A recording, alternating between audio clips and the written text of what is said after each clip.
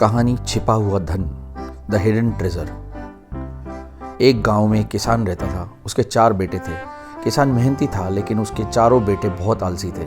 किसान उन्हें बहुत समझाया करता था, पर उनमें से किसी को कोई असर नहीं पड़ता था। किसान जब बूढ़ा हो गया तो उसे लगने लगा कि अब उसके दिन कुछ ही बचे हैं। तो उसने अपने चारों बेटों को बुलाया और उनसे कहने लगा, सुनो बेटा, अब मैं कुछ ही दिन का मेहमान हूँ। मरने के पहले मैं तुम्हें एक राज की बात बताना चाहता हूँ। चारों बेटे ध्यान से सुनने लगे। किसान ने आगे कहा, अपने खेत में अपार धन गड़ा हुआ है। मेरे मरने के बाद तुम खेत को गहराई से खोदना, तुम्हें धन मिल जाएगा। तुम लोग बाकी जीवन अपना आराम से बिताना।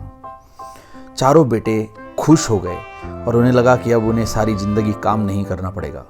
कुछ दिनों बाद किसान की मृत्यु हो गई। उसका अंतिम संस्कार करने के बाद चारों बेटे खेत में जाकर खुदाई करने लगे। कई दिनों तक खेत खोदने के बाद भी उन्हें कुछ नहीं मिला। उन्हें अपने पिता पर बहुत गुस्सा आया, लेकिन उन्होंने सोचा कि जब खेत खुद ही गया है तो अब यहाँ धान बो देते हैं। उन्होंने खेत में धान का फसल बो दिया।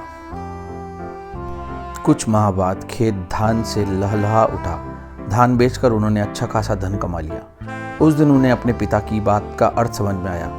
उनके खेत में अपार धन छुपा है, बस उन्हें मेहनत करने की जरूरत है।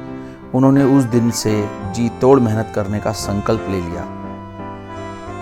सीख इस कहानी की यह है कि मेहनत का कोई विकल्प नहीं है। आलस छोड़ो और मेहनत करो।